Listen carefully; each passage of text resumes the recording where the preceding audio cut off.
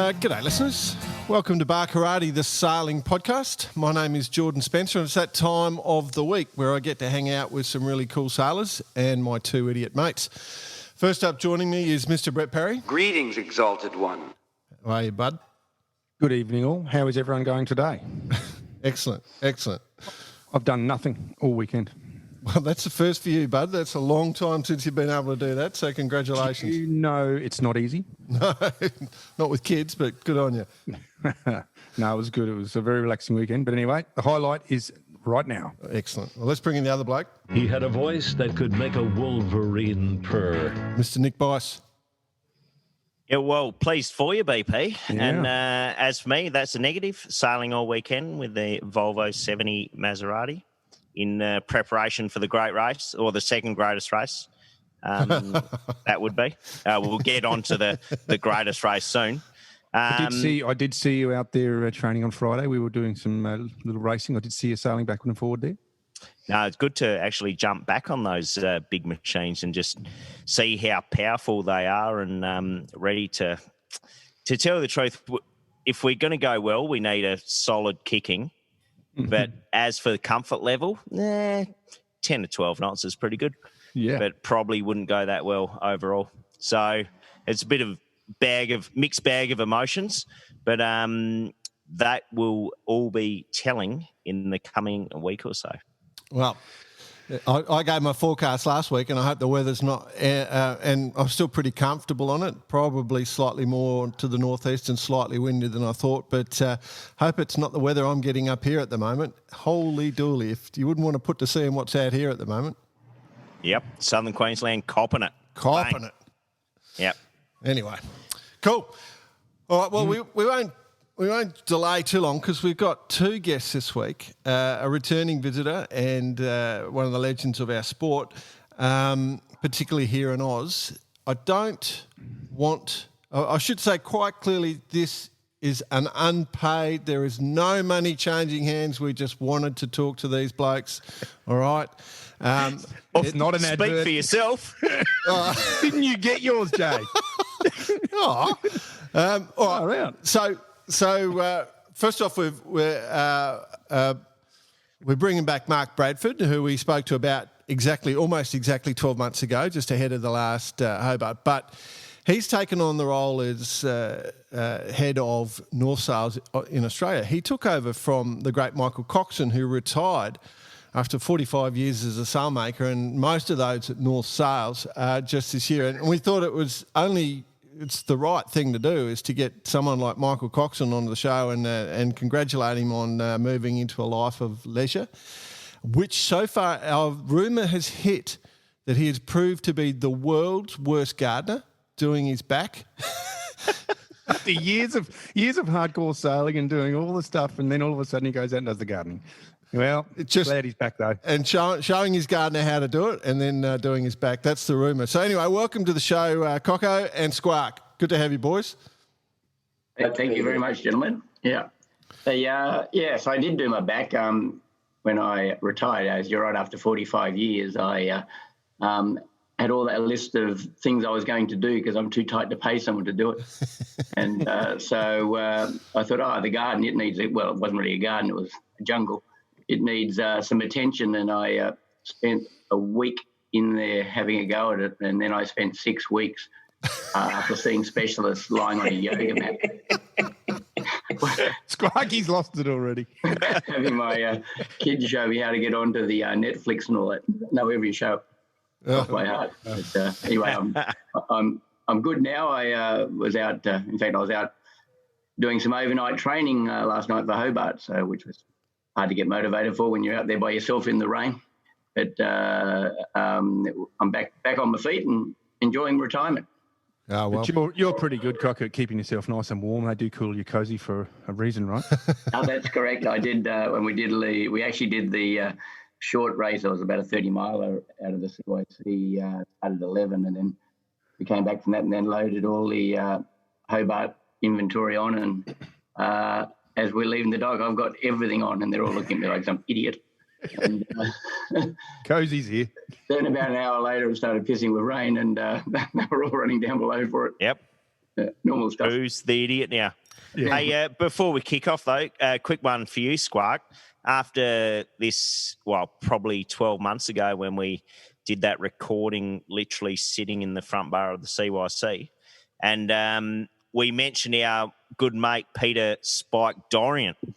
So, and I still regret we should have dedicated that particular episode to him, but maybe this one we can dedicate to him. Are you sure we're going to be able to get down at that level? Well, so next level for anyone listening, light up your burners. That's right. Crack a VB. And this is for everyone will need Smikey. a drink in their hand if we're going to do it for Spikey. Good no. Yeah. Very apt because he worked for North Sales for many years. Correct. All right, well, let's dig into the Michael Coxon story, get that up on the plate first up. Obviously, started as an apprentice in 76 by my research, not going to say memory because I don't remember you from those days, with Bruce Hewish, Freshwater Sales. Mm-hmm. Then set up your own loft a year later with Coxon Wadham. And then 18 months later, yeah. Yep, and then into the North Sales family back in those days, which I think was John Bertrand running the loft back in those days? Well, there's a bit of a story to that, but Rob Antle actually approached me. And, Rob Antle, that's it. Yeah, he offered me the position to set up a one design and dinghy loft within the North Sales, who were established in yachts, but not in small boats. That was in 78. Yeah, going back a long way. But I actually started off doing... It was a good year, Cocko. It was a good year. It was interesting. I actually started off as a doing a boat building apprenticeship, which my father organised at Halverson, Mawson and Gowan, which was regarded as the number one boat builders in Australia. Yeah, that built beautiful craft out of timber. And then you did an IQ test and found you're too intelligent to be a boat builder.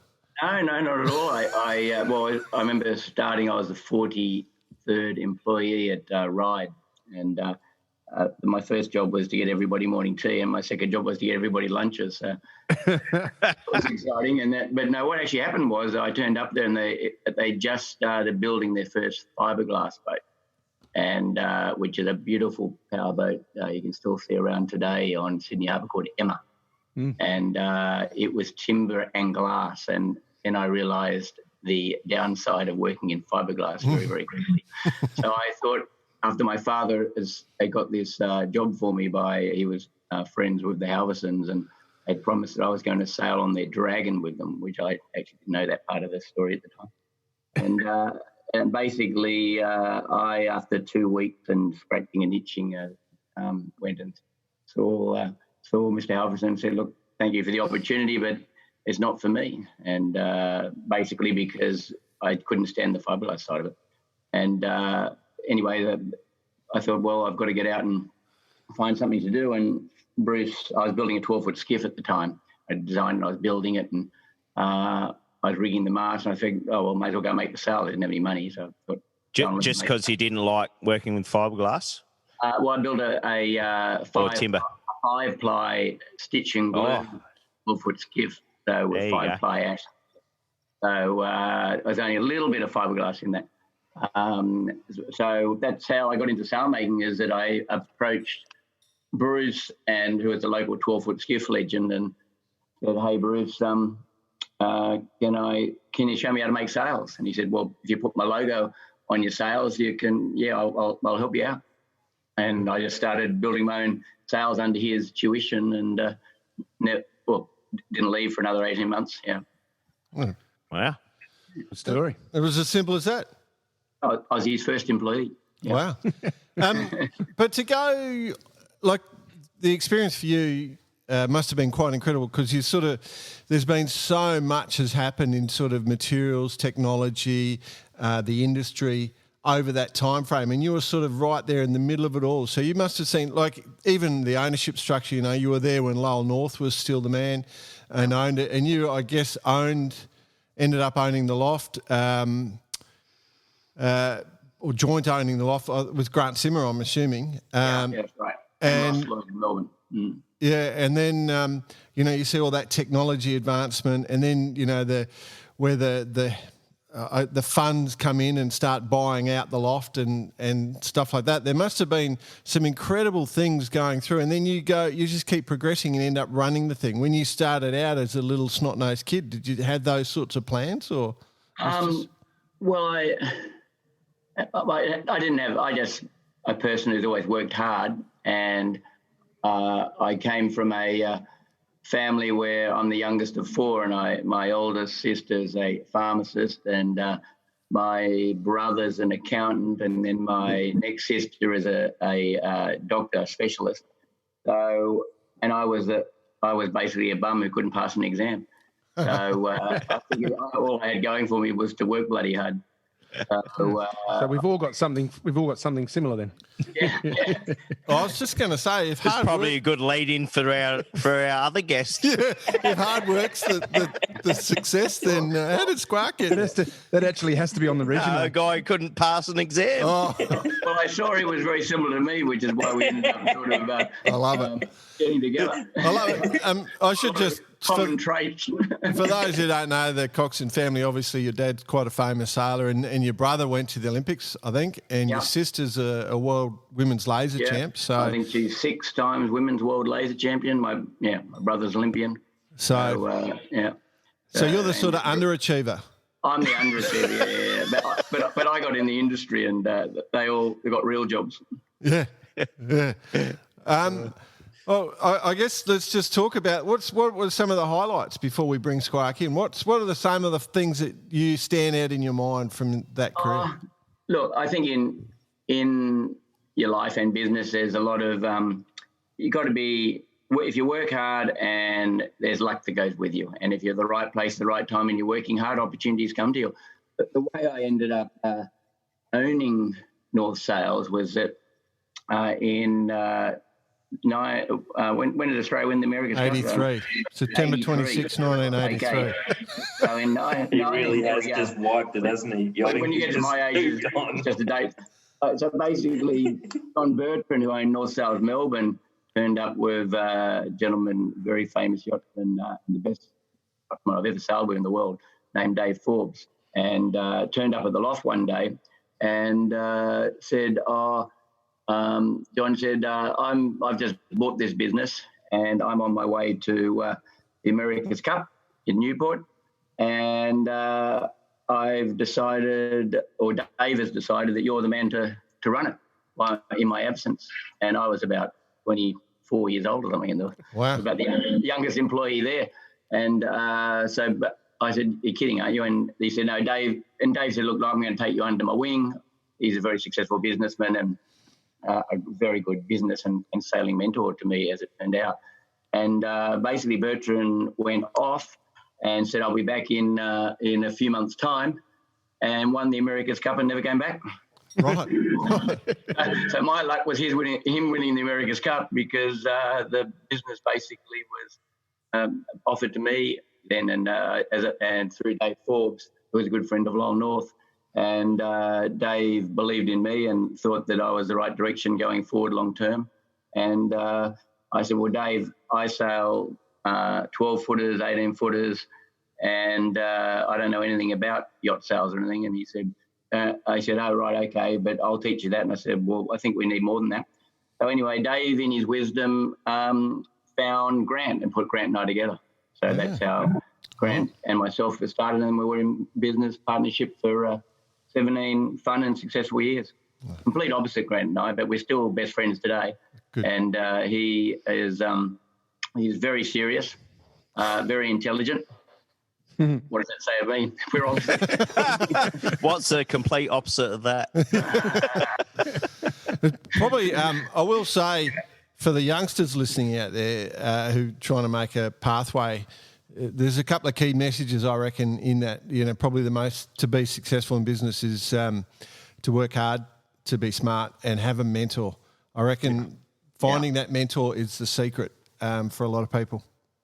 Well, Dave had a very successful business, and he left school at 14 because his father passed away, and he started squeezing orange. He had to support his family, his mother, and I think there were about three siblings, and he had to support them. He was the eldest. He was 14, and he started squeezing oranges in his garage to make orange juice.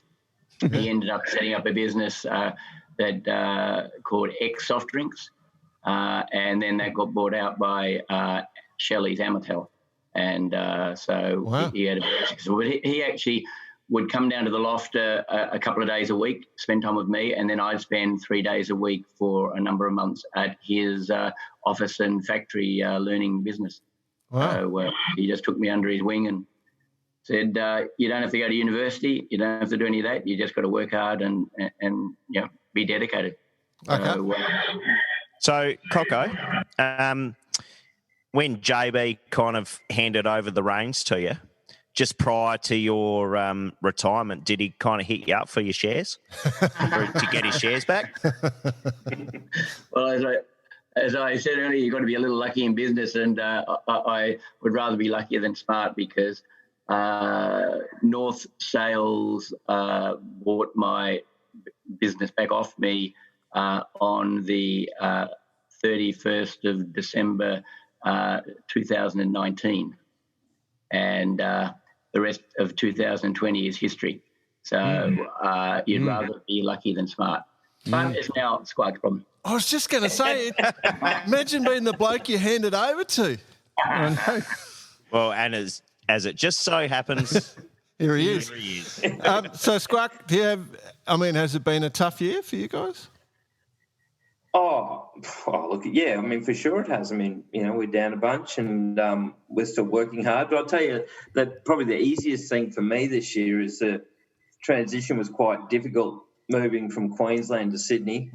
The lobotomy was difficult, but I got through that. You had to speak slower. And then I got the hot seat, and then Cocko retired, and you've heard the famous gardening story, so it was pretty easy access from there. I could ring him any time of the day, any day of the week, and he was just on his back doing nothing. So watching another Netflix movie.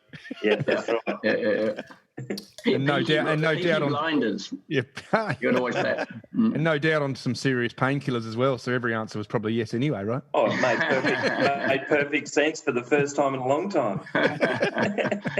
So with the that relationship, how you started out, Cocko, it almost seems like that's the relationship from what I can pick up. I don't know well enough, but I'm just asking with you and Squark, is there that sort of relationship? Yeah, look, I'm about 13 years older than Squark.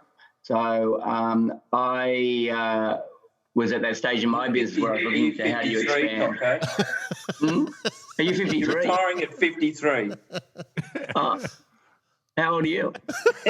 No, I'm 50. You're right. I'm 60. I'm 63. I know that. with an 83-year-old back. I was then looking for people to help grow our business. I was started with expanding North Sales. It's one thing to hold the license, but the company and myself expected to perform, and we were looking at expansion, and we were very well established in Sydney and Melbourne, but we weren't really established anywhere else in Australia. And I'd known of Squark more than known him and seen him around the place. And I remember, I think it was at Hamilton Island Race Week one year, didn't I? I fronted you. It might have actually been Hayman just before Hamilton Island, but in that, yeah. I think I used the line something like, "Hey, if you want a real job, give me a call." But you'd have better memory than me. I'm too old now. Yeah, look, for sure it went like that. And, Grant was a part of it. And I think our original concept was we were going to run overflow manufacture for Sydney. Was, from my standpoint, in a distressed market of Brisbane, having constant manufacturing work was very important back then. And so Grant and Cocko gave us that opportunity. And then, in that last 20-odd years of this company, we've seen it change so much with how we do business and the global expansion of it. So, for sure, we were grassroots sailmakers, but we've seen it grow into a bona fide business. Well, okay. Well, let's just talk on the business sec. So, obviously, North was always a big sale company under Lowell, and then it sold out to Windway Capital and then on to Peter Dubin's company, Oakley Capital.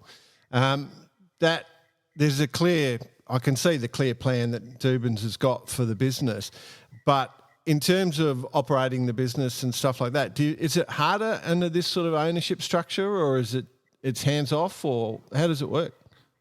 Oh no, not at all. I mean, we're the reason Cocko was successful and the general plan is you've got to run your business, and for me it's Australia like it was your own. So for sure, we answer to a bigger picture here, but just be mindful that the purchase is brought up to the manufacturing part of the business is pretty well secured, and the purchase of all the franchises was brought up to take over the retail arm and to bring it together as one North. So it was actually a pretty well thought out and well structured sort of buyback because essentially we were in the retail space. So, it doesn't, for us, it's not like it's changed really in how we do business. No, that's cool. All right, well, that's cool. So let's just have a bit of fun then. So I really want to just talk. Yeah, come on, mate. It's enough about the serious stuff. Yeah, about business stuff. You know me, buy, sell, hand, spend hours over there. I want to know do we mind checking the last quarterlies? Yeah, that'll be a good idea. What, Barkarati's quarterly? What's the I'll biggest... show you mine if you show me yours. We got no problem showing ours won't ours. take long, Squarky.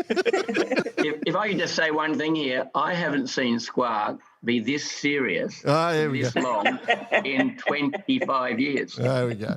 You've done this to me, Cocko. You did this to me. Well, there you go. A free-loving Now, for guy. our listeners... When I handed it over in August, he was a free-loving guy. But For our listeners, he's got the collared shirt on. Yeah. Got the little jersey over the top, and got a Rudolph I've got a Rudolph sticker on his from boob. the street Christmas party. I'm all frocked up, ready to go to the street Christmas party. I have to say I was up at North's last week or a week or so ago. And North. Can't call it North's. North. No, it's on North. I was at North. Yep. Yeah. Okay, the slap down. I did have to just Got that one. There's about 10 million people listening to this going, oh, shit, I've been getting that wrong my whole life. Don't get in the way of Cocko. How's your K2? How's your K2 boat going? Yeah, bloody hell. Hey, so anyway, I was up there with some pretty awesome people there actually, and I walked in the door and Squarky walks out and goes, "Yeah, well, I'm here. I'm just managing the complaints department." And he goes back into his office and wanders off again. But Brett, you didn't have anything to complain about. What was the story? I know. You'll dream something up, I'm sure. Yeah. There'll be a suggestion box down the back of the loft somewhere, just underneath one of those machines. That in. I'll put that in the front void. I complain you still haven't worked out what boat you're supplying sales for. Hey, a quick one, Squark. During the week, I saw a Facebook post. There was a post of you standing around with someone else, with Joey Newton, who is now with the English America's Cup team, and he's wrapped up in a sail bag. Really? Joey Newton, day one of his apprenticeship in 1992 or something like that. It wasn't day one, it was a fair way into it. Going back to the whole mentor bit, that who was Joey's mentor at that point in time? Was that you? Hey, Joey, just go sew this bag up and then we'll tell you what we're going to do with it after. No, it was way more sinister than that. I made him measure himself. I told him that we had a customer with a boom length very similar to his physique. He measured his shoulders width and his length. He made it, and it had to be open-ended each end so they could take the main sheet off and slide it over the end with a drawstring in each end. Perfectly done. He came to me so proud and said, "Look what I've done, master. This is an amazing feat for me." And I whipped it straight over his head, pulled it tight around his neck and his ankles, and that was him. It was red, I believe. Yep. Stranger, a very public place. Yes. That's how we did it back then. Can't do it like that anymore. So is that part of the initiation that you're bringing back to the loft at North? Geez, wouldn't that be a lot of fun? Yeah, no, I think people are scared that I'm going to operate at that level, so I'll just keep them guessing. I could do it though. bring back the banter, bring back the biff. Yeah. Well, I must admit, any sailmaker that I do know or have met, definitely from the 90s doing their apprenticeship, that was part of it. Unlikely to happen to that level these days. I think it's any industry, isn't it? Did you see that Facebook video the other day of the guy said that they were grinding and cutting metal and the sparks were going everywhere, and they said, "Mate, get the bucket and catch the sparks." The guy's standing there catching all the sparks. Yeah. That'll carry on. But welding someone's steel cap boots together, that's a different one. But the best bit of advice you could give to a young sailmaker that back then was always keep an unpicker in your pocket. Yeah. If you had an unpicker in your pocket, you were everything was going to work out just fine. Correct. Yeah, get yourself out of all sorts of bags. So actually, just on that, where are we at with actually getting apprentices and getting new kids into the game, and where the crossovers with professional sailing and what have you? Because I think many people have heard me say this before, but to me, sailmakers created professional sailing in the sense that they took it out and professionalised it into what it is today. And it was kids off the loft floor that learned their trade. They got out sailing, and that's what made it happen. Does that still exist? How can we make it how can we bring it back? For sure, that skill set used to be the way it was. If you're a boat builder, a rigger or a sailmaker, that was sort of the first step to being able to claim to being a pro sailor. Things have changed a little bit now. We also used to fit our own boats out, rig them ourselves, try and work out how to make them go fast, make our own sails, as Cocko talked about earlier, for a bit of fun, a bit fuller, a bit flatter, make some mistakes. But I think now the 29ers and those sort of classes where they're all very fixed for the rule and this mission to be so one design, I'm not sure those really technical skills are coming through into the grassroots of pro sailing. And unfortunately, our industry doesn't have a lot of space to offer employment for that. So this is a mind-bending conundrum for sure, Bicey, that you're talking about. Yeah. Absolutely. I mean, we saw it just from a personal point of view during the Volvo, like from the early 2000s, like you say, the boat builders, sailmakers, riggers, and then they do one stint on the shore crew, next stint in the race. But it's changed a whole lot more. And I think the pressures of kids going to university, I mean, by all means, don't get me wrong here, but the mindset of kids doing apprenticeships these days doesn't seem as strong as what it was 20 years ago. Oh, that's a good one for you, Cocko. That's exactly right up your street. Yeah, I'll choose my words carefully here because I'm old school and the younger generations, no doubt some of them are listening, but the problem I see with the industry is that you just have to charge somebody $100 for a day or whatever you do, 300 or whatever you take, and you suddenly become a professional. A professional in any industry has had to go and do their due diligence, their study. How insulting is that to someone who just become a dentist or a doctor or whatever? I mean, to just suddenly say, is that one day you're a kid sailing on something and the next day you're a professional? I mean, it just doesn't stack up to me because there's nothing interim. There's no standards in the industry. And I think it's a really dangerous situation we're in because and I'm not begrudging anyone earning a living. What I'm saying is everyone seems to accelerate themselves to a similar level based on no qualifications whatsoever or no skill sets that have been proven. And at the end of the day, it all comes down to we want owners in the industry, owners owning boats and owners feeling they're getting good value for money. And I think it's a very dangerous situation we're seeing ourselves in where most people who have the money to own a boat are fairly intelligent people who have run pretty successful businesses. And we've just got to make sure that we as an industry are delivering value for money as individuals. Yeah, That's a serious totally thing. fair. I look at, and I think that further to that, this is, that's driven a lot by large crew numbers in boats, and we now find ourselves in this space where, BP's building one of these boats. These two-handed things are starting to come to the fore because, it's going to be an owner and one other person. Well, I'll tell you what, that other person want to have some skills. Better be a 505 sailor. Beauty of it. There's going to be no one else to stab in the bar at the end of the day. It's going to be you and your skipper. Oh, can't do him because he's the owner. But just back to the apprenticeship thing. So, Cocko, mid-90s, how many apprentices would have you had on the floor? Well, what I did in about it was about the 90s is I could see what was happening, this trend away. It was when Australia came up about 20 years ago and the government was advertising, we are going to be the smart country, okay? And everyone's got to go to university. Everyone's got to be university skilled. Well, I think that did a huge disservice for trades generally.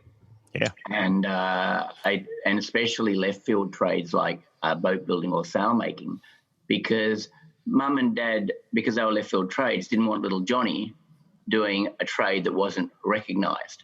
And as such, I think there was parents were steering kids away from doing sailmaking, boat building. We've all seen it. It's really evaporated.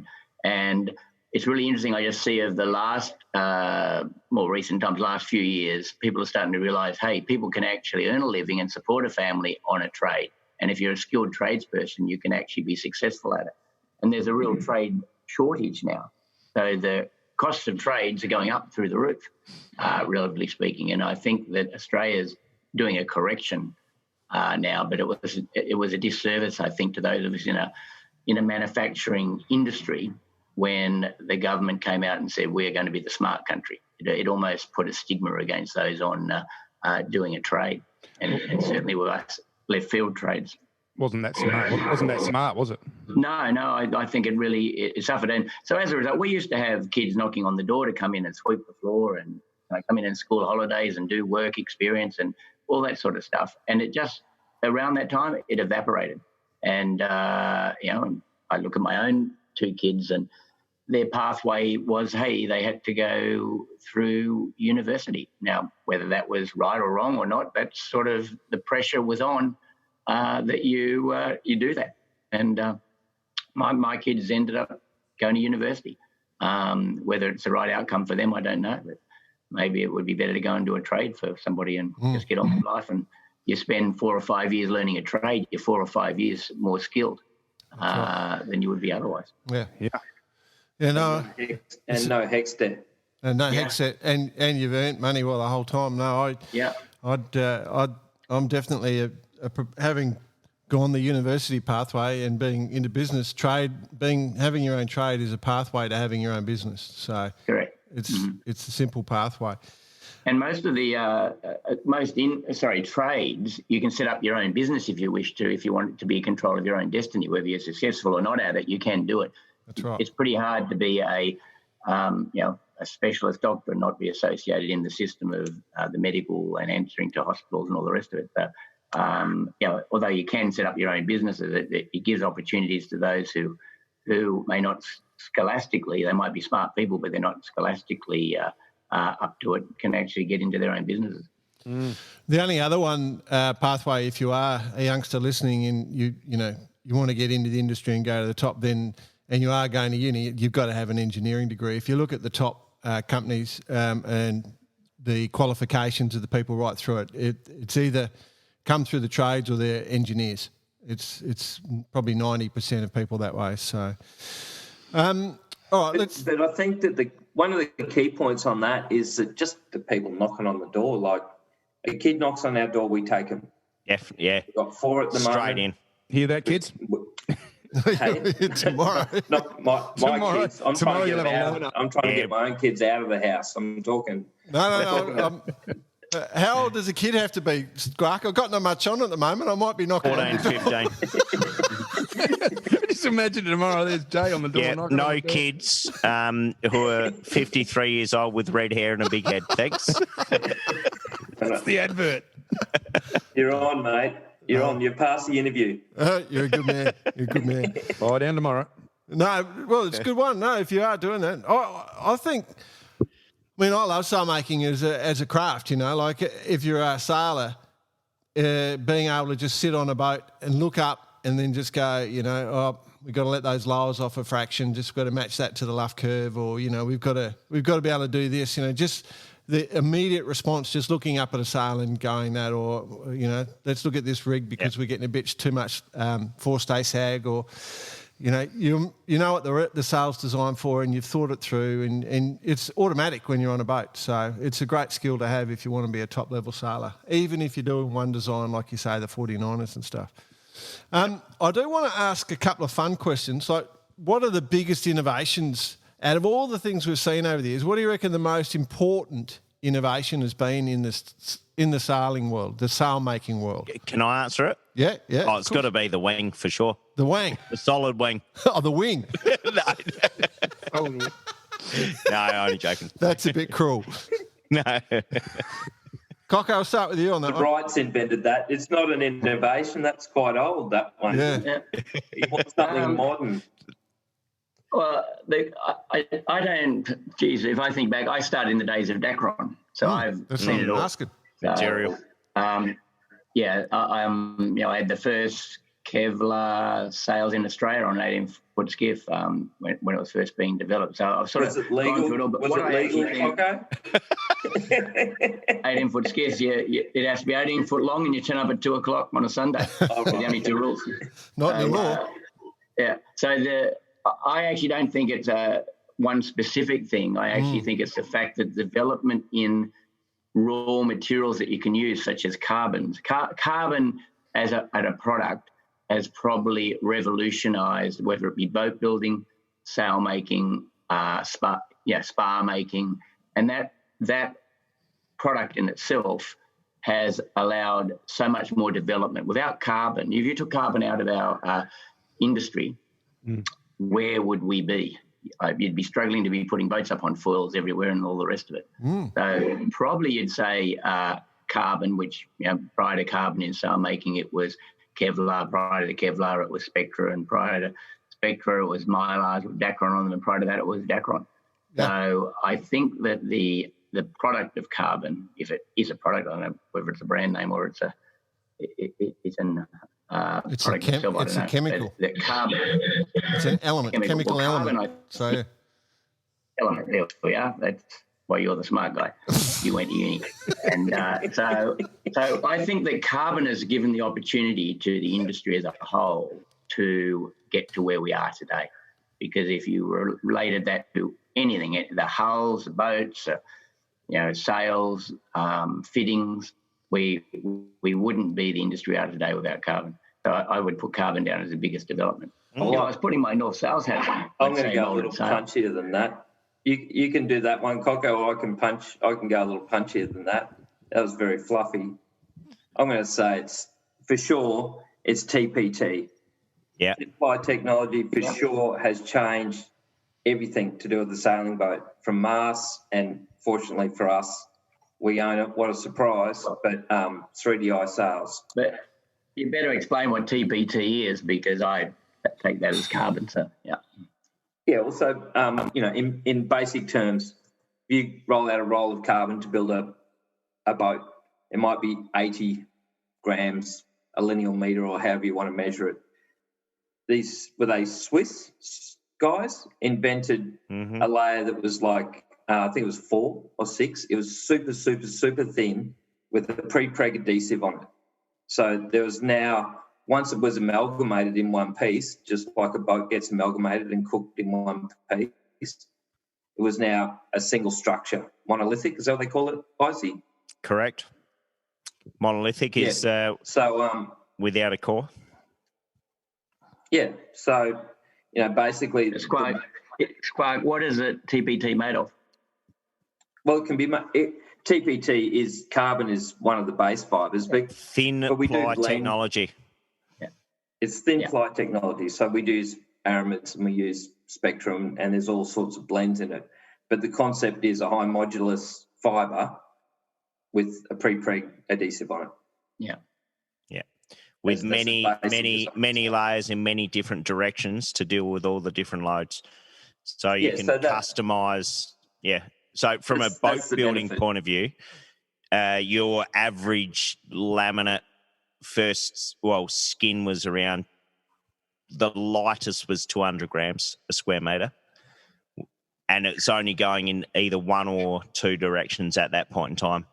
But now you can have 200 grams per square metre going in several different directions, dealing with all the different loads. So it's that's a good one, Squark. I enjoyed that one.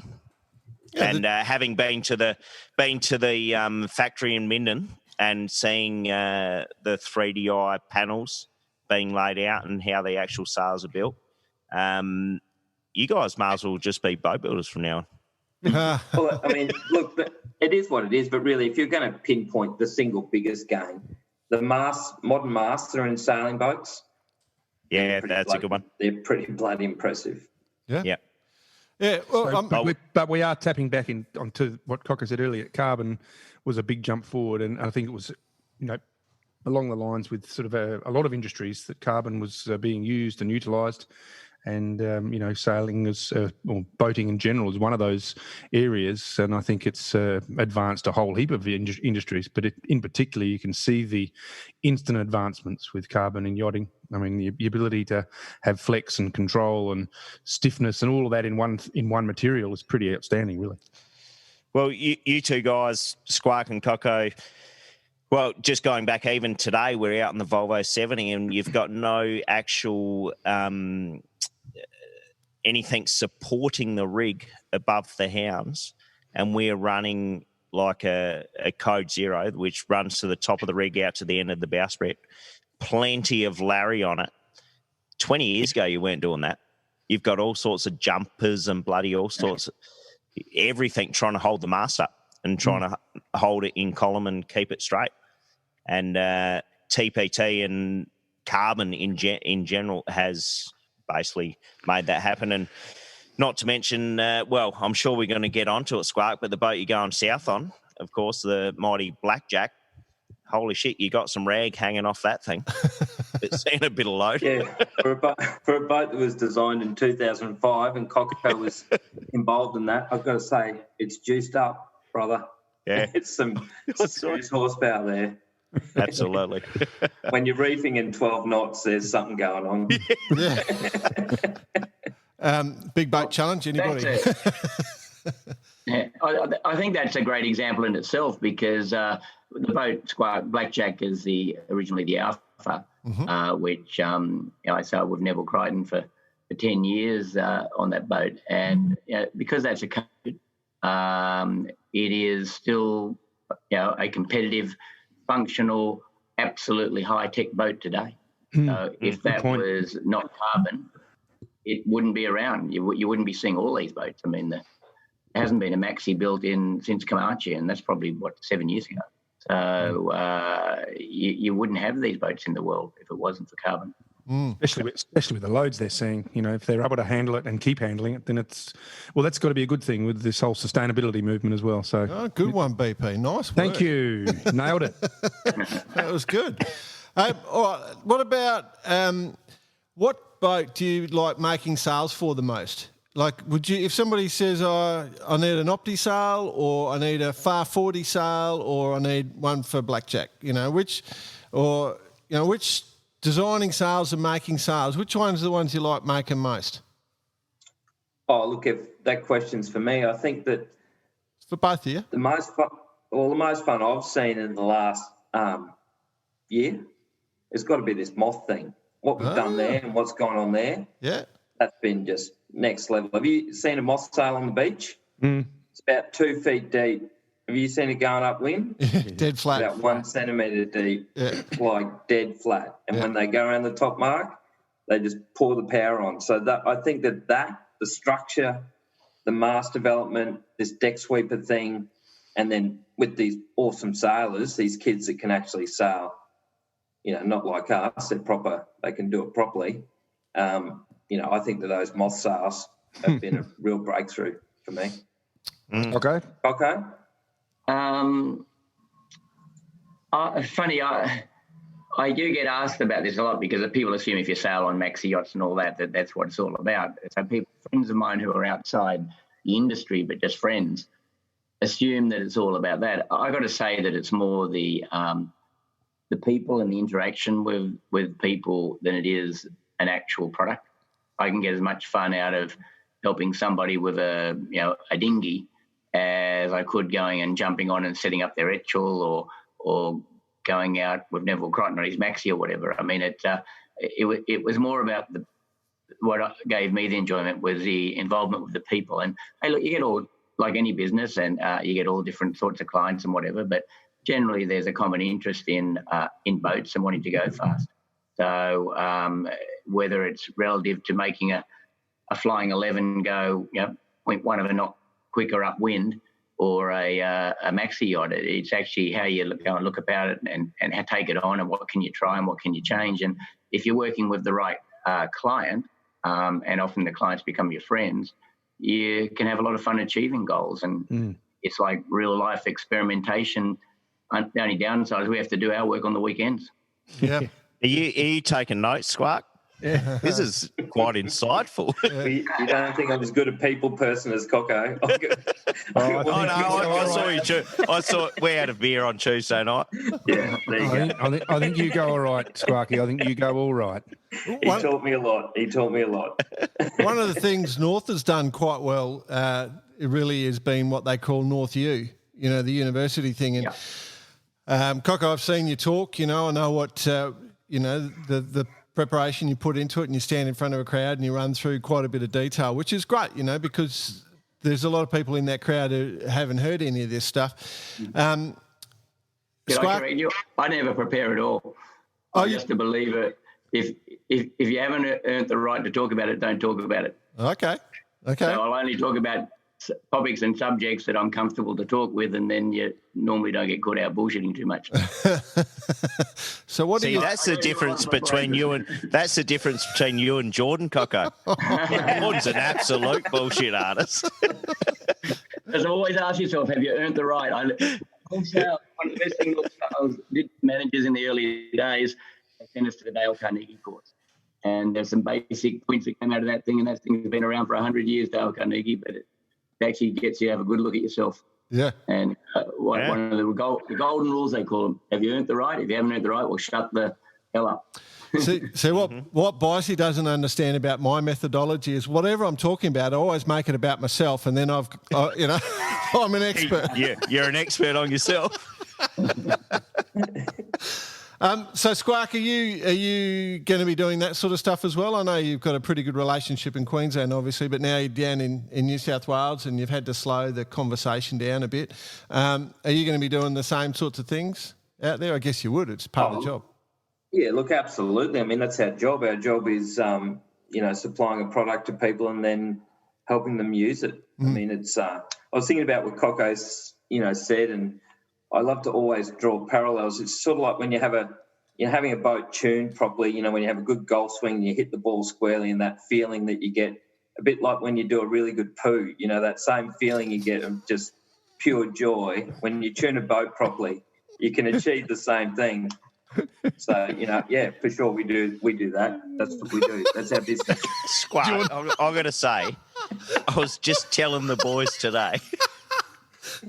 You wouldn't believe it. It was one of the best. It was like a fine golf swing. Oh, that one. Yeah, no, we better not do that one. The one from the 420 in Leamington back in the day. So now I'm confused. If you call a boat a shitter, is that a good thing now or a bad thing? Oh, no. Well, isn't that interesting? Banned from the vocabulary. No one's allowed to call a boat a shitter. Okay. Cocko invented the shitter rule. It was a measure. It was a way, and you can't see if you hold your fingers up and the length. It goes like that, and it's a fail if the rig's shorter than the boat. Well, do it to an AC 75 and see how you get on. Well, clearly coming from a sailmaker, because you need more sail, right? Yeah. Boat builder, you need more boat.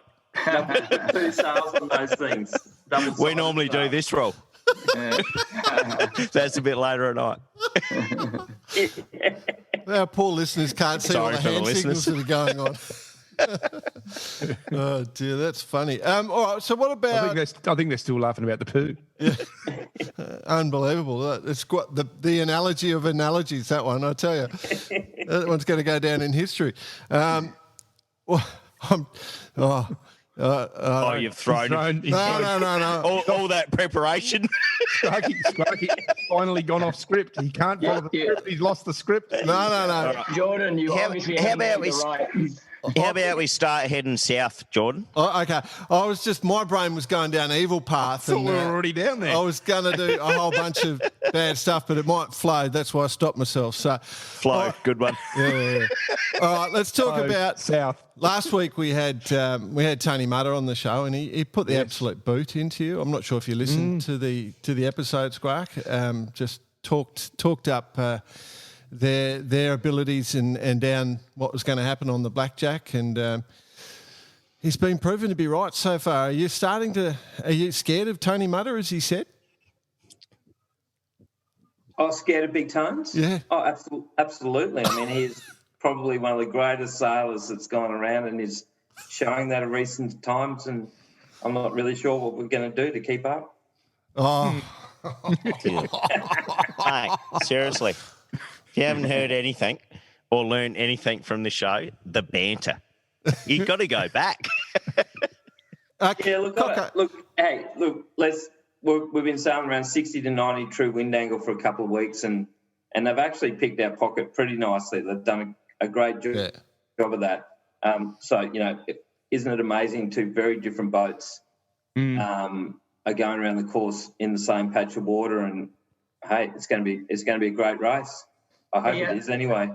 Well, if I can just ask questions, because you probably don't want to say this yourself, but sitting on the rail last night as the rain was drizzling down and we were trying to motivate ourselves, being the only boat out off Sydney Heads. Who told me it was? Somebody told me that you actually got you were ahead of InfoTrack around Cabotry, and you actually got pot run your rudder oils. Is that right? Oh, three of the biggest crap put. Because I couldn't work out, but I was watching it on the track, and I couldn't on Whisper. I couldn't work out why you suddenly changed roles and changed positions. So, from my understanding, is you actually were ahead of them at that stage and got parked up on some pots. Oh, look, yeah, absolutely, and that did happen. Anyone who was in the race saw that our boat speed went to zero, and we did a proper back down. Well, not everybody sees the maxi yachts, I can assure you, in the middle of the night. On the tracker. We had Flanner on a wetsuit ready to go, and lucky when we stopped, they just floated to the surface and the boat hook did the work for us. But, when you're in my position, you've got a really well-funded team, and everyone can see we're busting our balls, and we're well-resourced, and we've got the best people. When you don't win, you can't really come out and say, gee, I had a crab pot on my keel, because everyone's going to go good on That's why I was saying it for you, mate. There we go. Thanks, mate. Nice work. Oh, nice I work. didn't know. I mean, I am retired, but I was in the race and have spoken to you a number of times since then, and I wasn't aware of that. So one of the interesting things, last year we had probably the most Super Maxis ever in the race, and this year we're back down to two. For those who sort of love the race, know that some of the best finishes ever, I'm thinking like Condor and Apollo, I think it was, they two maxis right to the edge, because you're going to match race each other effectively. We could end up, it's the fact that there's only those two maxis in it might actually make it much more exciting. No, the most famous one, Investment Loyal and of course. Oats, 3 minutes and 8 seconds. Well, but wasn't How good was it, Cocko? How good was it? That's it. There we are. And we had a crew of TV personalities and sportsmen who played cricket, not sailing. Yeah. No, I'm going back to, wasn't the Apollo and Condor, that was like 7 seconds or 12 seconds or something, that one? Do you remember that one? Yeah. But anyway. Absolutely. Look, even the last few years in this race, I mean, I don't know how many people have paid attention, but there's been 5 super maxis, as wanky as that sounds, and bloody hell, we can all see each other at the end. Yeah. Like literally can see each other. Yeah. It's bizarre. That's absolutely bizarre. It's cool. Well, I mean, but for the rest of the fleet, there's, last year was a great example of you can be on any boat and you just got to read that weather really, really well. Like you obviously got caught in that little bit of a hole just slightly further to west of everyone. I remember Squark, but going south, you just got to be on your game the whole time because it's going to be a fickle one, and I reckon it might be fickle again this year. Starting out nor'easters is what I'm guessing, with a sort of west southwest coming through, maybe first night. It should be a real battle. It should be a lot of fun. Oh, look, I think this year everyone likes to talk about, there's going to be a southerly and it's going to kick everyone and all that sort of stuff. Well, I've been living in Sydney now 6 months. And I don't know about you, Cocko, but the southerly seems to come very regularly, like almost every other day at the moment. So, I would have to say if we're going to see a decent sort of southerly, the weather so far this year would be a sign of that. What do you reckon, Mania? Yeah, it's funny. We were talking about that last night too, how because we had everything out there. Like we had from over 20 knots to dead calm out there last night, all within 4 or 5 hours of sailing, and often 10 minutes apart. Because when you got this rain, they talk about the El Nino and all that. When you got the rain and clouds, and it's sort of like more sailing in the northern hemisphere, where the wind gets sucked out by the clouds. So it's sort of weird. The whole weather system's weird. So I was interested, Jordan, that you've got some. I make a point of never looking at the weather before a Hobart race until about 2 days out. Otherwise, you just see your head in. And it is what it is. So, but it's interesting that you've got some forecasts this far out. I made my forecast last week, and Bicey said that word for word that. Oh, you made it up, did you? Yeah. I just He makes everything up. Yeah. But there's not a forecast. It's out of your head. No, I did. I looked at the 10 days just before we came on. I was looking at just assuming, basically looking at the temperature and the weather and stuff, and just picking up something. So I can sort of guess what the weather charts are looking like on the 10 days. So.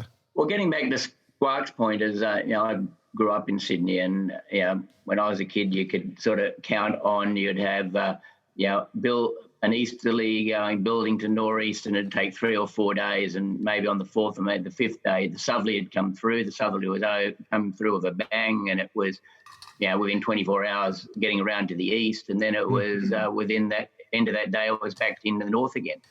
That used to be, you could set your clock on it in summer. It's not like that anymore. So that's basically what Squark's saying. If it's not going to come from the nor'east, it generally will come out of the south or southwest. Well, I reckon last week's forecast was made up by me, but this week it's slightly informed. But oh, really? Mate, I've got you on record, and I've still, if it comes out, you're going to have to tell everyone that I'm the greatest forecaster in the history of history, like you said, whatever it was. Yep. But anyway, my gut feel at some stage with La Nina out there, you're going to have exactly what you discussed about last night, where you're going to get lots of different.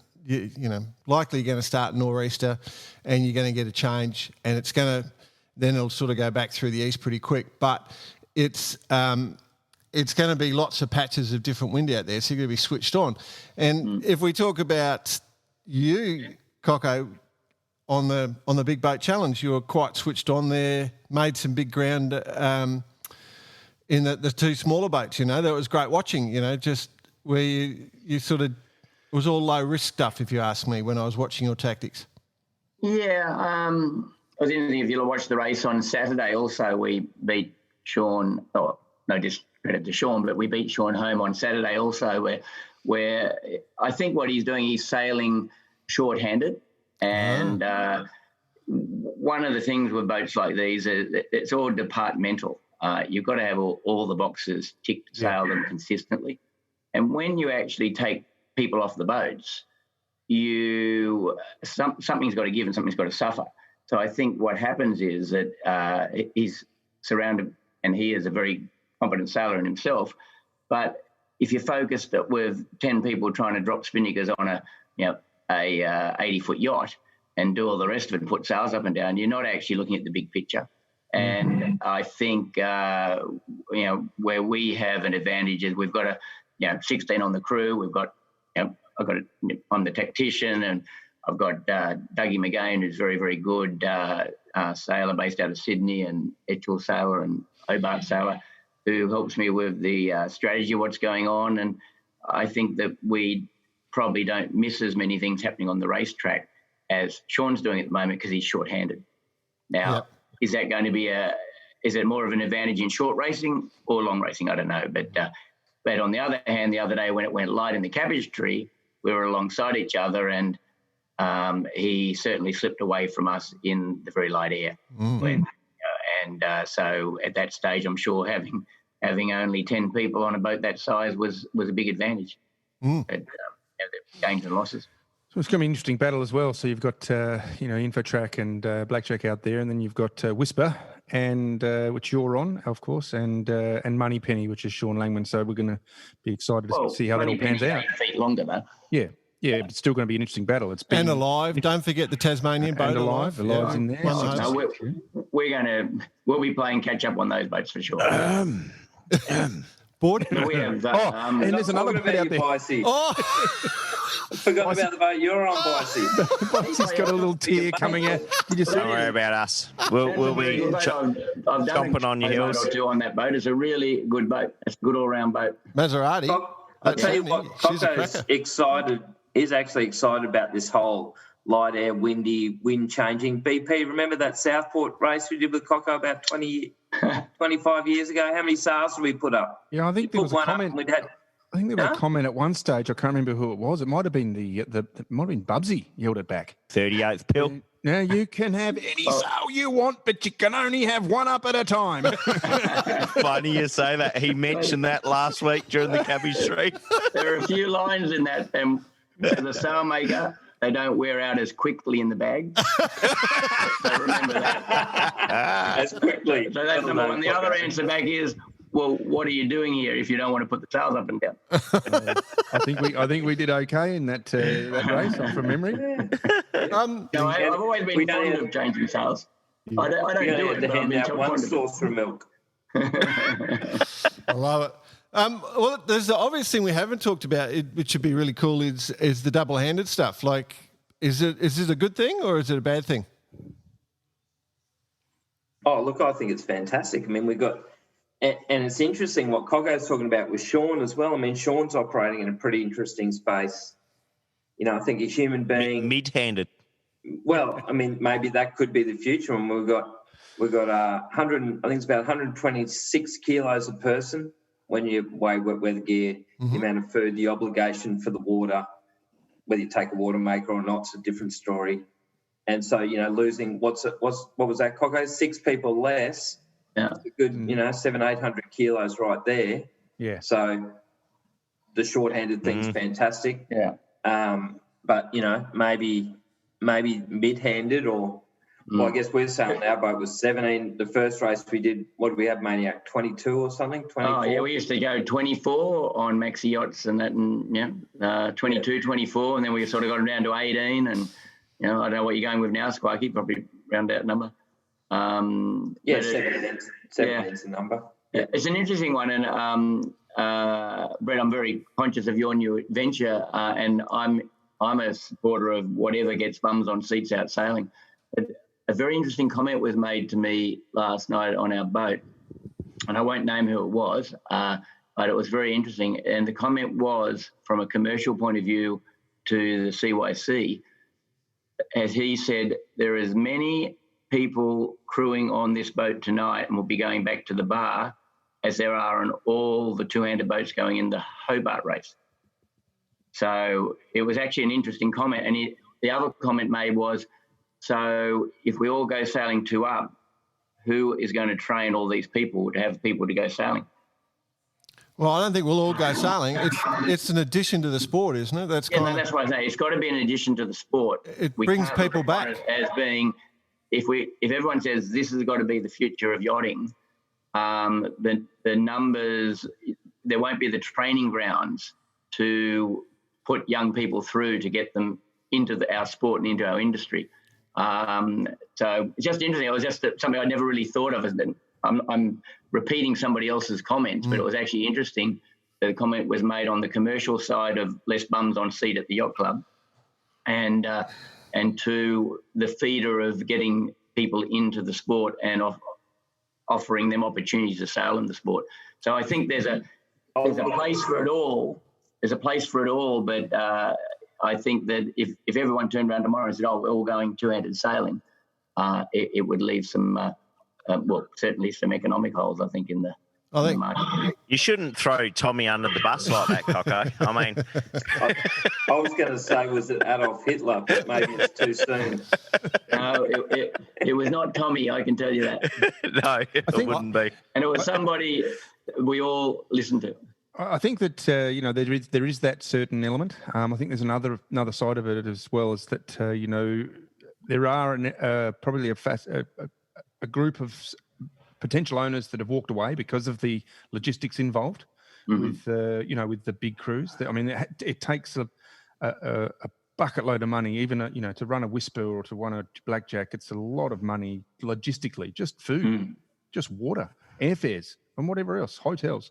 And I think that that there's that side of it. I mean, you may lose the big cruise, and I don't think you will. I think you're still going to have these boats. You're still going to have big, the proper racing boat. We call them proper racing boats. But the the short-handed stuff, I think, is an attractive entry point, if you like, for a lot of people. But it's also an attractive point for people to step back into who have gone, you know what? I'm sick of trying to get 7 people each week at my boat, and I'm sick of trying to get 7 people that are good in the peak season when they're all off doing the professional stuff, and I've got to then deal with not so good sailors and not enjoy my sailing. And that's been a big comment. So no, I completely agree, and they weren't my comments. They were just comments that got me thinking. Meaning, there's got to be a balance. And I'm sure there'll be a balance of people who will remain fully crewed boats, and as Squark said, you might get like Sean's doing, going middle of the road, and you'll get those who go down to two-handers. All going well. I end up with 20 boats here in Sydney. Yeah. It's complementary. It's definitely complementary. The same fleets, the full crewed fleets will still be there, but there'll be a whole new bunch of people sailing short-handed that have gone away and they come back. So the sailmakers sell more sails, boat builders make more boats, and everyone's right with the world, and it's a good thing to be, So it's a happy place, John. A happy place. That's it. That's my theory anyway. It'll be good fun. I'm intrigued how it's all going to play out. So there you go. Solve the world's problems. Which actually reminds me, put on the run list for a future episode, Jordan, academies, offshore academies v match racing academies, because I think this comes into the realms of it too. Well, there is a lot going on in that right now as we speak, and that is happening. And to actually bring people into offshore sailing as opposed to just down to the club. There's 2 ways of looking at that, Bicey, from what we're doing, and that is that you've got the match racing stuff, especially the youth match racing stuff with the Elliots at all the clubs. That stops at 25, so they're effectively. The good guys go off and end up in a professional sailing situation, but then you've got all the other crews, and they're sort of left in a position where they have to go and sail on, if they go sailing on whatever club boat they can get on. Is it professional or not? Don't know. But the next stage, what we're thinking and what we're pushing is that these boats become another platform for them to experience offshore or short-handed sailing, and so it gives them something else to think about. But it also opens the door up for that professional age group, 30 to 50-year-old that have never been in the sailing industry or sailing scene, to buy a boat that's relatively cheap and to fill the clubs a bit more in that side of it. So there's a lot of offshore academies. I mean, it worked with Artemis Academy. Unfortunately, that's not going again at the moment, but I'm sure there's more happening. But offshore academies, I feel, are a real exciting for Australia, New Zealand. It is happening in the Caribbean. There's a bunch of other things which watch this space.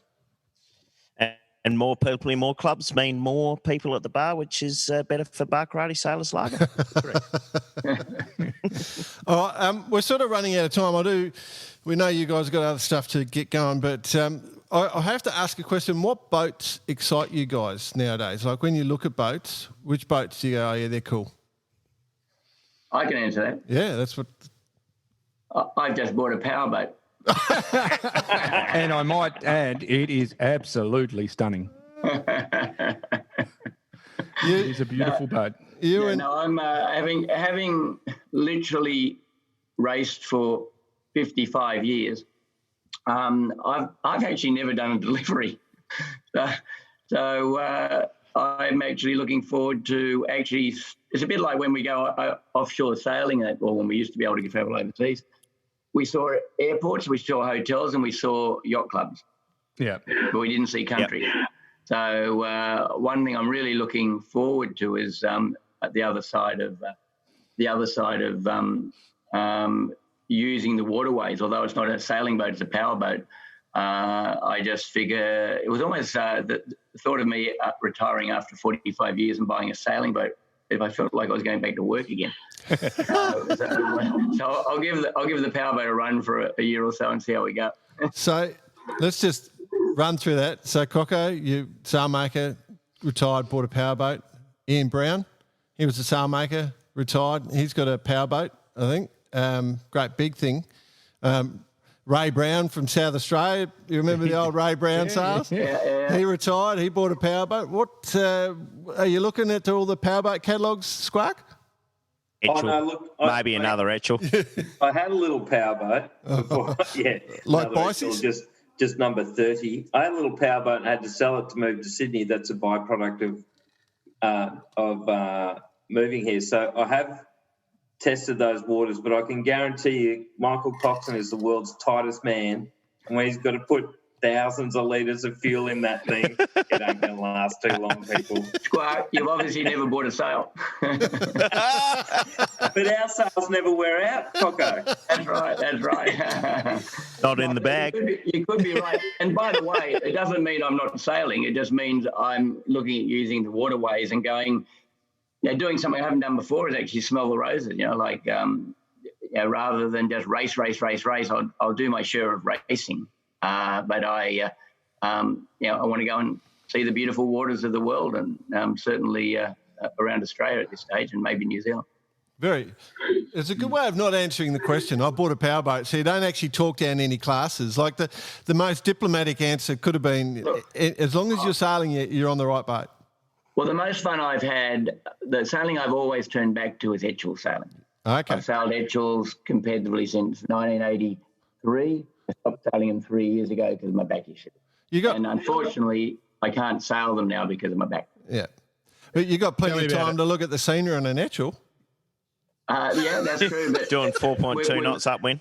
With proper one design sailing, you actually don't know what speed you're doing. Yeah, that's right. It doesn't matter. We're actually using our brains. Yeah, no, they're great class. But yeah, hard on the back. That's so true, isn't it? Like your back's just rooted. Oh, I think it was 18 footers that actually rooted my back. It's just Etchells that finished them off. And then of course, I heard those parties were pretty hard on afterwards. In the old days. And then it was the gardening that just put the nail in the coffin, right?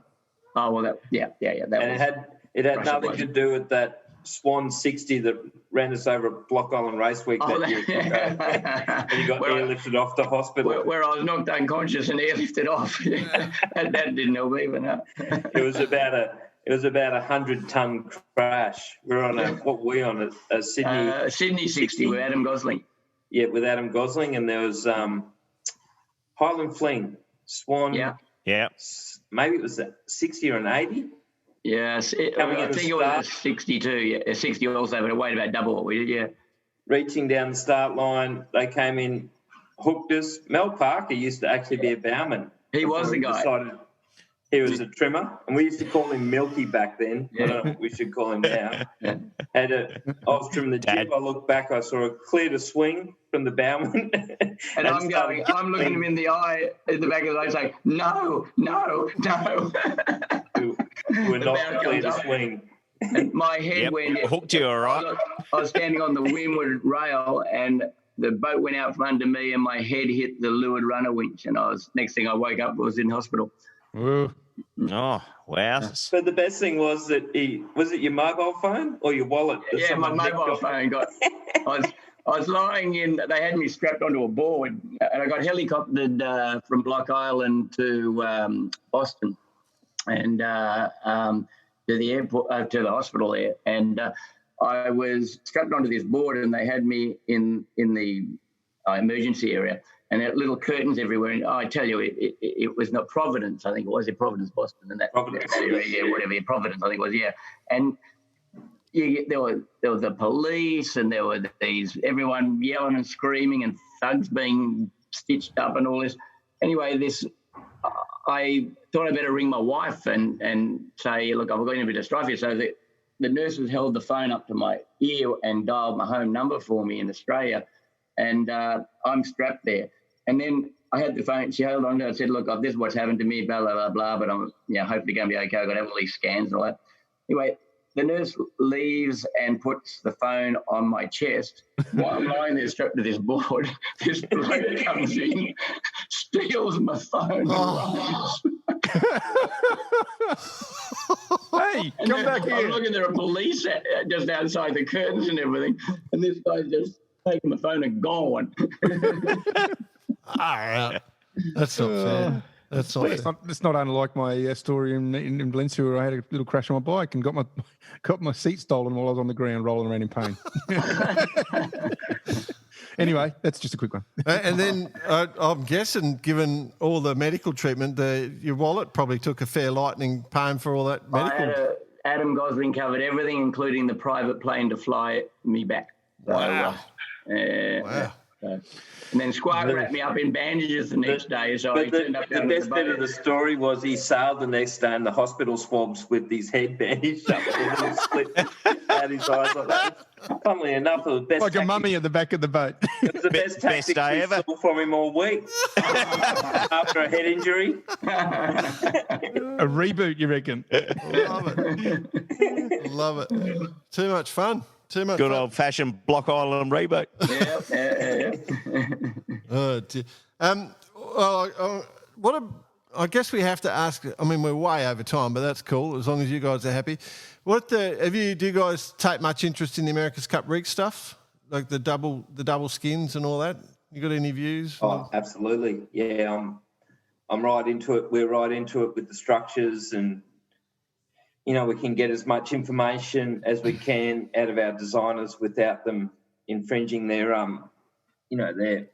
whatever those things are called, DMAs. Non-disclosure agreement, NDA. NDAs, mate. NDAs, yeah, right. Yeah.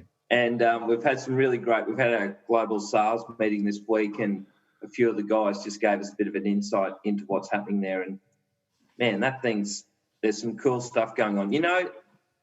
Just as a side note, Blackjack's 80 ton meters. We should put this as a guess out to your viewers. Wow. I think Comanche was about 100, Bicey will know this, 150 something. Wow, really? Yeah. Loyal, 140. What's it called? Infotrack, 140. Loyal Speedboat Rambler. Yep. Scallywag and, Wilder and Blackjack, we're all in the same sort of 80 ton meter. What do you reckon a cup boat is? Ton meters of riding moment. Jeez. I'm stunned at the numbers, they're amazing. Ton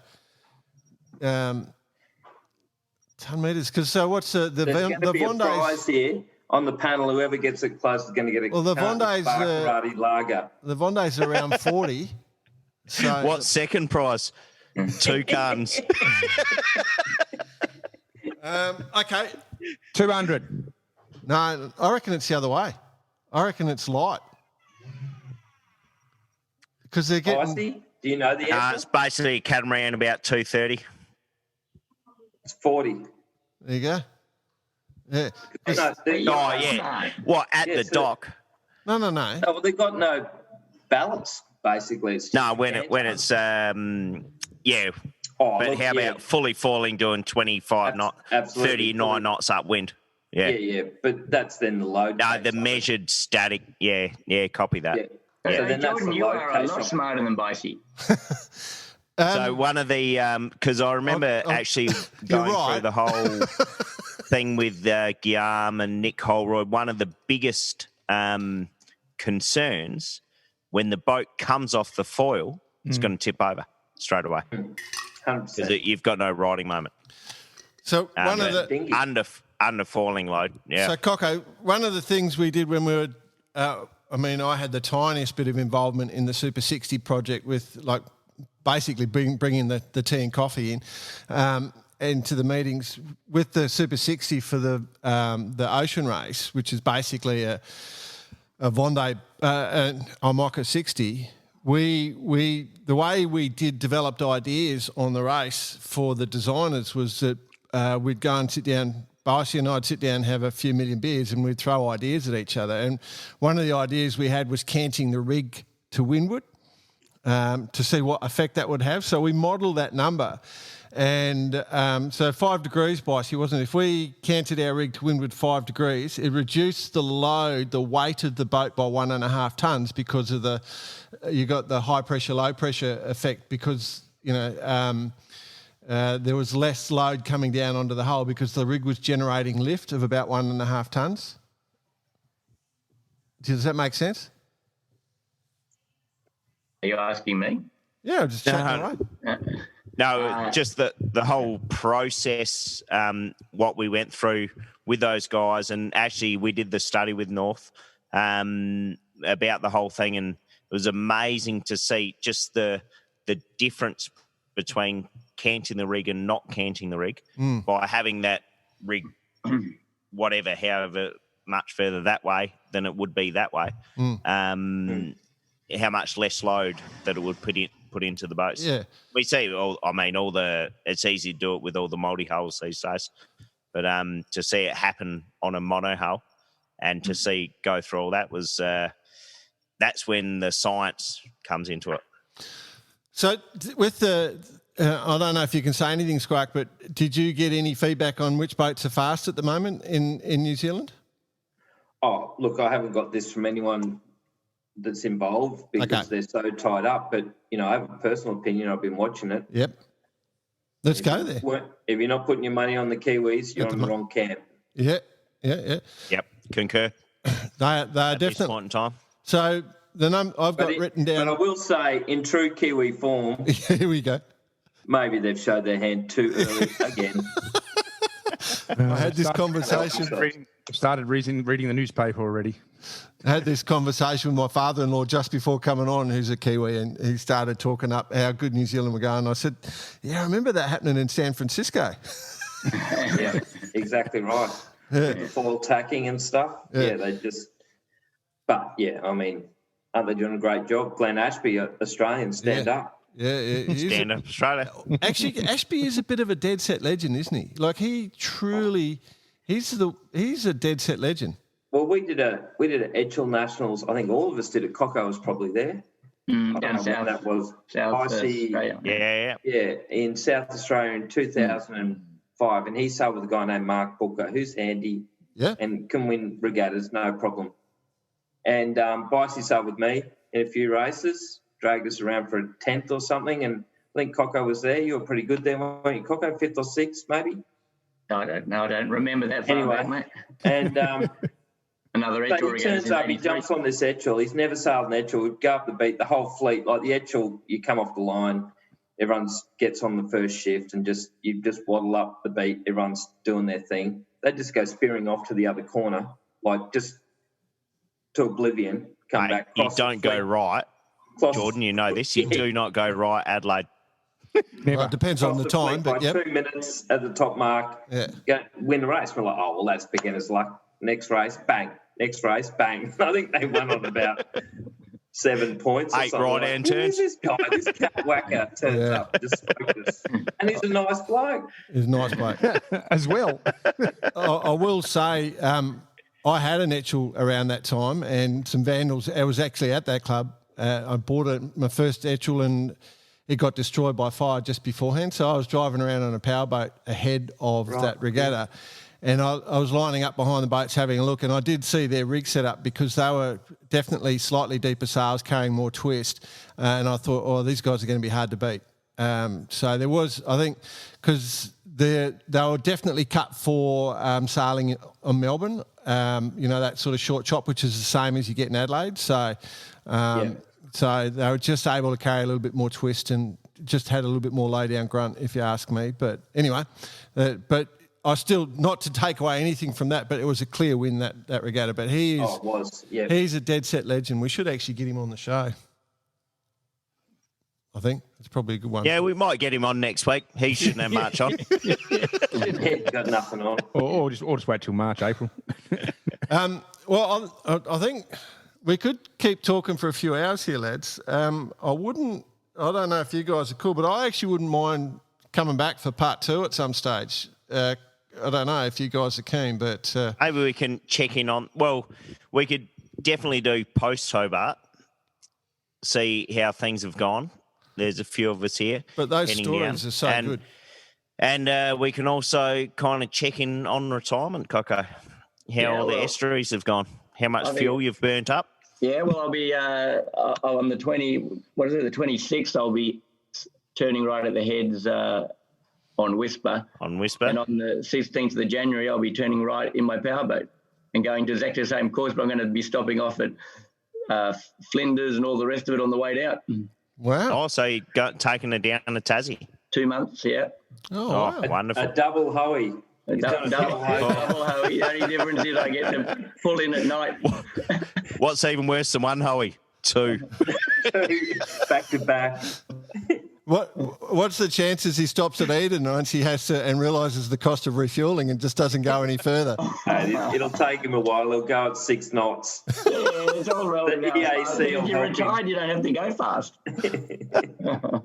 I won't be going in anything that's more than a ripple on the water because my wife's going on the first trip, and it'll be the last trip if I go out in anything that even spills a cup of tea. Yeah. So it's going to be a slow trip to Hobart. We'll see you there in October.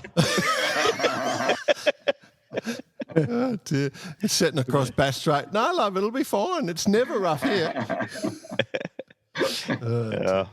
We're going to the Deal Islands. I've been looking it all up, all these different places. I didn't even know there are islands in the middle of Bass Strait. Did you know, Squark, there are these little islands in the middle of Bass Strait? Oh, is it? I'm normally asleep there, Cocko. In the fetal position. I found out about that. And we're having a little practice on coming up this week on Friday. We're having a lunch where we're getting all around the charts and working out where we're going with people who've done it before. Great. So it's a whole new experience. Yeah, good one. You should call into King Island there, mate, and get some of the cheese. Yeah, well, just tell me where to go and we'll go. Yep. No problem. Mate, is it cheap fuel there? Oh, yeah, the fuel so cheap. Surely you know somebody that refines fuel with all your experience and business. You must know someone. I fill a jerry can up each time I go to the garage and then pour it into my boat because it's about 30 cents a litre cheaper. It holds 4,000 litres. So you go to your boat a lot then? No, just drive around heaps, so you got to fill it up. You know, Cocko, I must admit, I was paddling the other day past the refuelling dock, and I was wondering if I bought a boat, had motors, I'd be going, would I actually take the jerry can to the petrol station and fill it up, or would I actually pay? And I'm thinking, how many trips would you have to make? So, yeah. 4,000 divided by 20. So I can carry, well, I used to be able to carry 2 at a time. I can't now because I've got a bad back. So it'll be 1 at a time. Yeah. Oh, dear. Funny. It is funny.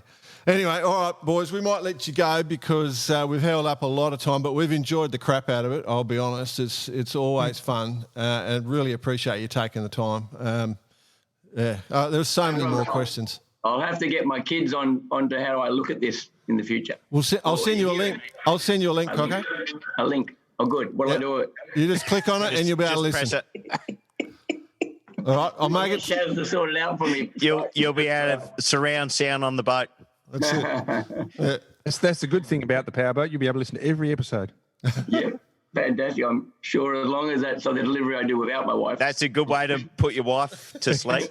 Have her listen to us for a while. Yeah. Yeah, the last powerboat that did that ran aground. Listen to our podcast. They all had a bit of a snooze. Ooh, run aground. Jesus, I've been a navigator too. Hey, guys, good luck in the race to both of you. And Thank you. get on out there and yeah, go and have a good one. Hey, actually, if you get interviewed at the end on TV, like say Channel 7 comes and, Beretta's there and he's going, what are you going to do now? Just go say, I'm off for a Baccarati Sailor's Lager. I've had some feedback from the Blackjack lads, so maybe not those guys, but Did we tell you what we thought? yeah, no, it was good. Will was even more vocal. Well, he is a professional beer drinker, so unfortunately he does know the flavour that he likes. Yeah. Do a range of dark and stormies. No, that's coming next October. Yeah, for sure. Good. All right. It's on. We've got our own recipe, special one that you'll love. Good. Little bit of spice in it. Okay. Little chili. Love. Oh yeah, good. Yeah. Good. Yeah. We can arrange all those things, Cocko. We've got contacts. Well, you'll still be down there this time next year. So. He would have just arrived. You only just got there. Saving up for the fuel back. I'm going back to work in Tasmania to earn the fuel to get back. Yeah, what's changed in the world? I've been gone for a year. Oh dear, I love it. Cool, guys. All right. Well, we'll see you down the club soon. All right. 100%. If not, Boxing Day. Okay, And then boys. Thank you very much. We'll see you in Customs House, Bicey and Cocko. Yeah. Good stuff. We'll Time see to you all there. this, Squark. Have fun. Yeah. Cheers.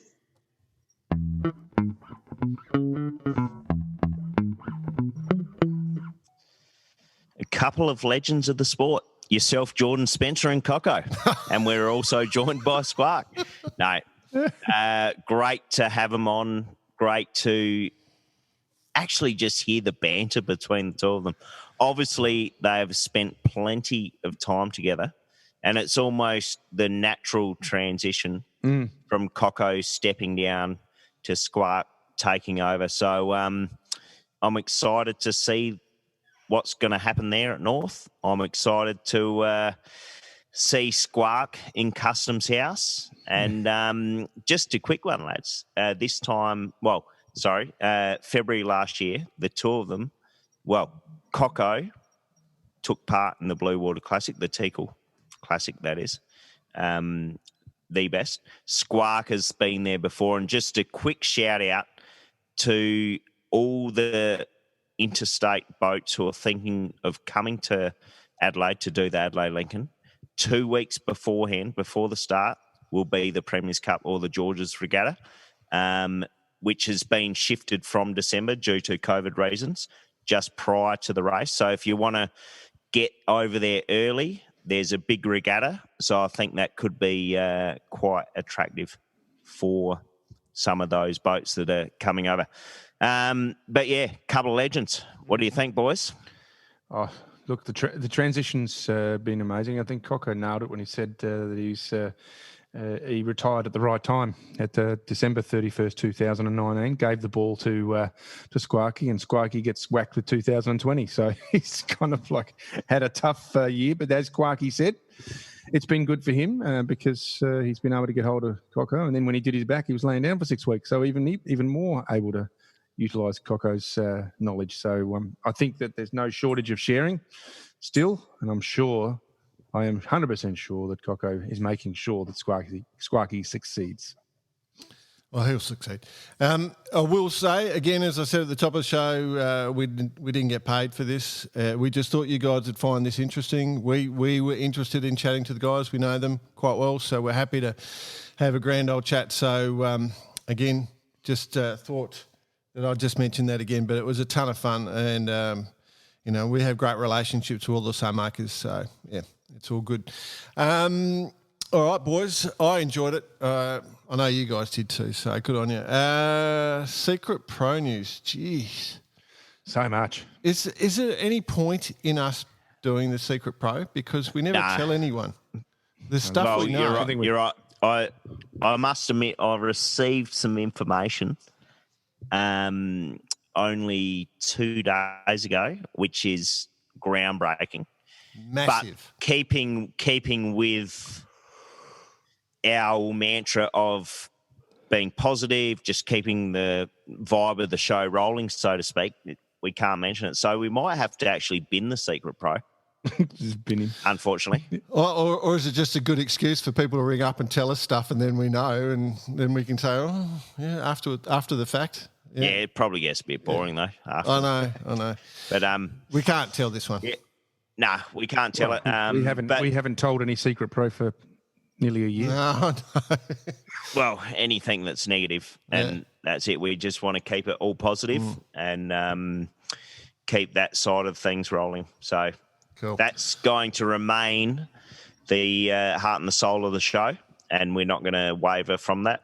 But Maybe by all means, send as much gossip as you can. Yeah, you're not going to get burnt. Maybe we should rename Definitely it. not.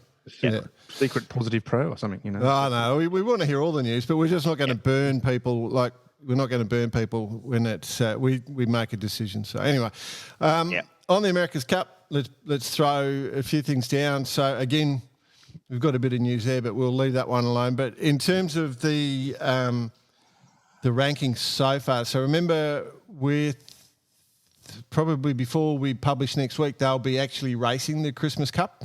Right. So next weekend they'll be racing the Christmas Cup. They will go head to head. At the moment, it looks like, and tell me if I'm wrong, boys, this is just my notes, it looks like New Zealand are probably the fastest, Italy next, American Magic, and then the British team at the moment. Is that what you guys are saying? That's the score from what everyone's putting out there, and some of the videos are pretty drastic. But I'm sure via Live Sail Die with Cam Dunn doing some of the commentary. That's probably what you've picked up. But let's face it, there was 2 Kiwis calling it. Unbiased. And there was pretty much the Italians were the only ones really out there having a fair crack. Yep. The Poms didn't show up for 1 or 2 of the days. So anyone's game. Mate, America's Cup. It's the America's Cup. It's the America's Cup. Let's also say this, though. So what you'll be able to take out of the Christmas regatta is next to nothing as well, because they'll be experimenting. All the teams will be throwing different things in there and trying stuff. What the actual happens during the trials and then the Cup, they have to they can't change their foils once that happens, but they can play around a bit in the lead up. So all the teams will be trying different things. So whatever form guide you think, I wouldn't hang your hat on it. I wouldn't be making bets on it. But at the moment the Kiwis are happy, and they've been happy before, as we said. So the Jules Verne Challenge, the last boat, the other boat, Sedibo, has pulled the plug as of Friday. So they were basically, if you're in Western Australia, just look down, you'll be able to see Sedibo. They were basically almost... Might have to go to the 12th story. Yeah. But you should be able to see them. They were almost to the bottom of Western Australia there, and then damage to the starboard rudder, and they had to slow up. And the minute they slowed up, they're behind. They won't be able to make that time back, so they made the decision to pull the plug. Was it a rumour they got hit by lightning? I haven't heard that one. Wow. All right. Stand by. I'll do some more research and try and find that post. But that was something I saw. In saying that, and just going through my head right now, it was written in a foreign language, automatically translated on Facebook in my head. So does damaging starboard rudder translate to hit by lightning? Well, highly possible. You're the Spaniard, mate. No, I don't think there's anything there that actually relates, but if it was in Spanish, anything could be possible. See? Okay. Muy bien. Muy bien. All right. Well, let's get on to the Vendée. So last week we made the forecast that the boats, that front group would come back together a bit. Bunch up.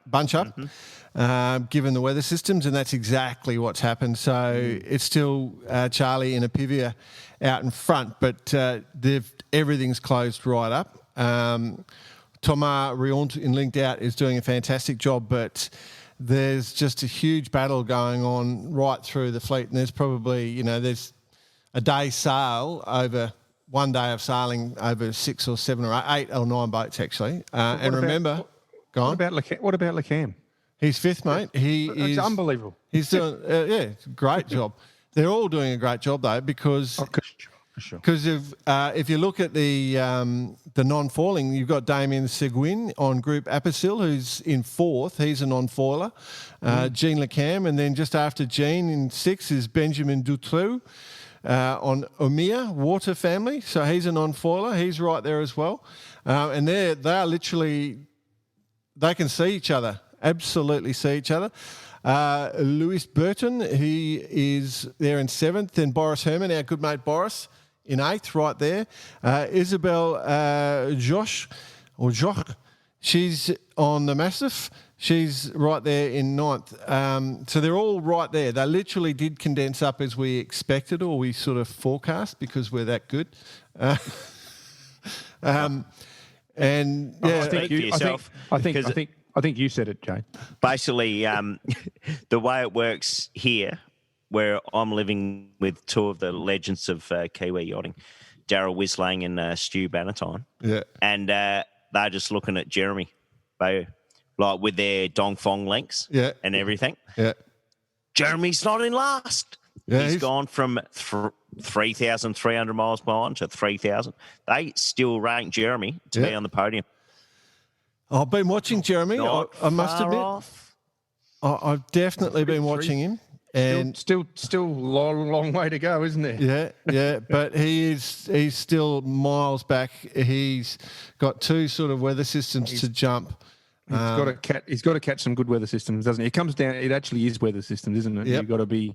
You've got to be on one that goes for as long as possible to catch them. But anyway. Yep. And that lead pack is going to.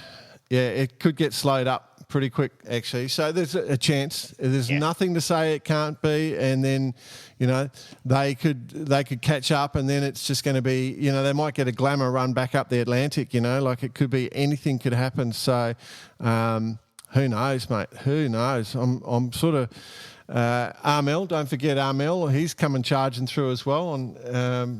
But yeah, the Shirelle might still be in touch, but. Nice. If we get good weather, though, that Ep83, she's a rocket ship. Yep. Foot down. Eh? All right. Keep going, guys and girls out there. Yeah. Another abandon. This is the best one. Fabrice Amedeo on Newrest. For those who are fans of Fabrice, he retired because computer says no. No. There's no. Computer Woke up says one no. day and it said no. I think he was having some technical problems with his computer, wasn't getting his weather outings or anything, and any weather information. So, computer says no more. That's it. I'm going. Bye-bye. Thanks for coming. Shut it down. Can you imagine? Like us. Like a few years ago, saying, "Oh, my computer's not working, so I'm going to pull out of my sailing race." That probably doesn't fly. All right, Beer. As spoken about in the last few weeks, 100% confirmed, beer will be stocked at Customs House and Shipwrights Arms for all those competing, all the 76 competitors, boats competing in the Sydney and Hobart race. There will be copious amounts available for the SA Summer of Sail. I've spoken to all the yacht clubs involved, so there'll be no chance of anything running out there. And for those who are interested in ordering some beer, please just drop us a line at Cheers at Bar Karate, or via any other of the messaging services that we do have in line. From a B2B point of view, and for those individuals, we're going to be in a position come the new year pretty much with a system online, you can order. It's going to be delivered to your doorstep. Yep. So we've got big visions for the next year. Let's face it, man. It's still a bit of a marketing exercise at this point in time based on not necessarily giving it away, but pretty much paying for itself. Paying for itself. But what a fantastic marketing. It's been fun. It's been fun. It's been Actually, so much fun. And my good mate Garth from Quick Copy in Adelaide is printing off the stickers now. So they will be ready to roll for anyone who comes and sees either of us. So enjoy. So one of the things we're getting is people are ringing up and saying, you know, I want to buy a case of Sailor's Lager for all my staff for Christmas. We'll be able to deliver to those. So if that's what you're doing, the people that have asked us about that, that's definitely done. The other thing that's working really well is the people that are going up to the yacht club bars and asking for a Baccarati Sailor's Lager. That's actually working. Like the people that are doing that, we absolutely love you for doing that, and keep doing that because it makes the conversations getting the beer into the yacht clubs so much easier because, I mean, that's effectively what the whole reason we're trying to do it is we have a professional network and we deliver to yacht clubs and, you know, it becomes the sailor's beer. If it doesn't fly and happen, then that's the thing. But you guys actually saying, can I have a Sailor's Lager at the bar is working a treat. Keep doing it. Yeah. Keep it up. Absolutely. Cool. I think that's us, boys. Is there anything else you want to mention? No. Good luck to all Hobart participants who are in their training phases and keep the pressure on. And yeah, that's basically it, really. Are we doing the episode once you start? Like, will we do the episode? I think Are you going it's to do it you and while me, you're Joe. at sea, or? So, well, I'll be at sea, obviously. Departure now. What day would that be? I don't know what day it is. I know that they're not letting anyone down on the dock. I think it's Saturday. As we chatted, but we'll sort something out, Joe. We'll work it out. All right, good work, gentlemen. We'll make it fun. We've got some good people lined up, and tell your friends if you enjoy the show. And thanks for your support. We love your work. Cheers. Yeah. Right. See you, everyone.